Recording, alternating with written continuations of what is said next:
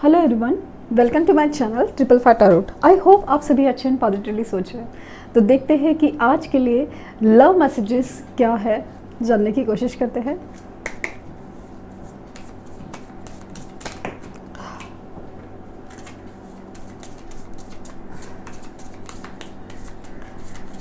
काफ़ी हद तक कुछ लोग के लिए ये लव मैसेजेस स्पेसिफिक हो जाते हैं। और ये है this could be the one. यही वो इंसान है जिसकी आपको तलाश है और यही आपका सोलमेट हो सकता है। तो यही पर्सन है जिसके साथ आपकी शादी हो सकती है। तो ये जो भी है तो यही आपके लिए जैसे चूज़ किया गया हो पर्सन हो यूनिवर्स की तरफ से। You have already met the romantic partner you seek. तो आप जो पार्टनर आप चाहते थे, मैनिफेस्ट कर रहे थे, तो यही है वो। ये यूनिवर्स का कहना है। Flirt, extend your light hearted energy to others. तो ये आपके साथ फ्लर्ट करना चाहते हैं। बहुत ही ज़्यादा एक लाइट एनर्जी है जहाँ पे आपके लिए अट्रैक्शन काफ़ी हद तक ज़्यादा है। तो इसीलिए मतलब एक खुशनुमा माहौल, खास करके अपनी लाइफ की परेशानी से जब आपके बारे में सोचते हैं, परेशानी तो है लाइफ की, लेकिन जब आपके बारे में सोचते हैं तो बहुत ज़्यादा पॉजिटिव फील होता है। तो ये आपके साथ एक फ्लर्टेशन रिलेशनशिप करके नो एक अपनी ज़िंदगी को थोड़ा एक ना रिलैक्स करना चाहते हैं, इवन दोनों की। और हो सकता है कि फ्लर्ट करके आपको मनाने की कोशिश कर सकते हैं। रिलीजियस फैक्टर्स, तो आप दोनों के बीच में शायद कास्ट कल्चर रिलीजन का कोई डिफरेंस है, तो उसकी वजह से सेपरेशन है या मनमुटाव शुरू है। तो जो भी है, लेकिन इतनी दूरी के बावजूद भी ये पर्सन जैसे आपके लिए ही बना हो और ये आप ही के बारे में सोच रहे हैं। Last, you deserve love. You are lovable.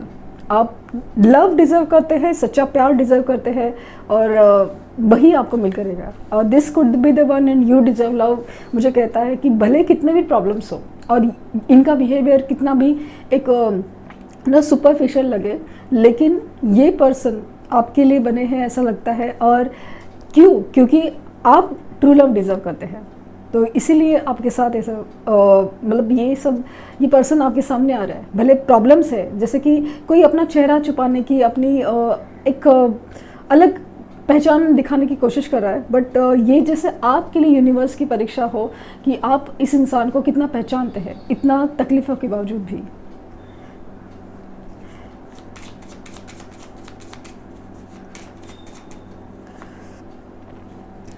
Your patience is unreal. Sorry. तो ये जो आज की रीडिंग है ना, स्पेशली उनके लिए है जिनको एक तो बहुत गैप है उनके बीच में, और ऐसे फैक्टर्स है ना, स्पेशली रिलीजियस फैक्टर्स, तो उनके बीच जो सेपरेशन है या कुछ कमिटमेंट नहीं आ रहा है या रिश्ता होते हुए एक ना का एहसास है।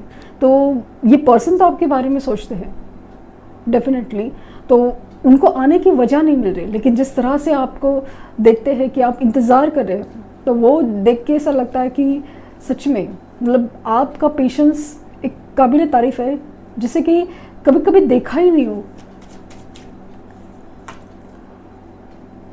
You know me better than my self.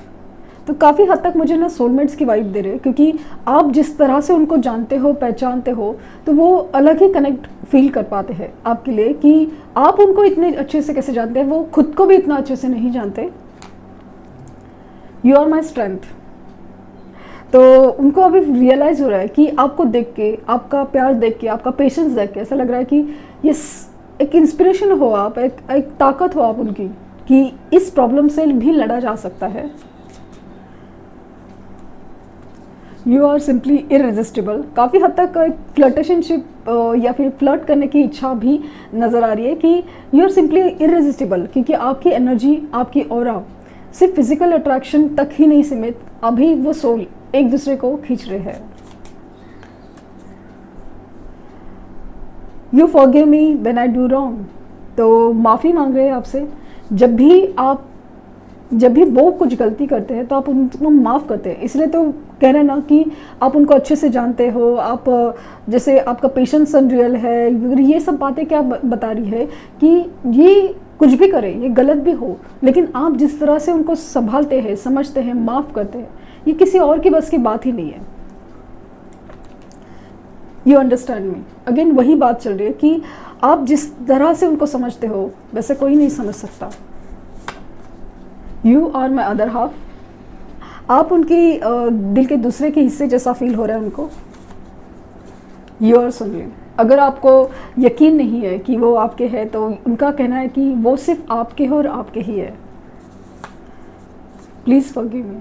सी वही मैसेजेस है कि गलतियाँ की है और उसकी माफ़ी मांगने की एनर्जी है। I am watching you. आपके ऊपर पूरी नज़र है उनकी। You are only mine. ये बार बार यही चल रहा है कि आप उनके हो या फिर वो सिर्फ आपके हैं। बहुत स्पेसिफिक मैसेजेस आज के लिए। I want to marry you. शादी करना चाहते हैं, अगर शादी है तो वो कनेक्ट होना, but there is third person. तो ये थी रीडिंग। आई होप आपको कुछ गाइडेंस मिली हो। Thank you.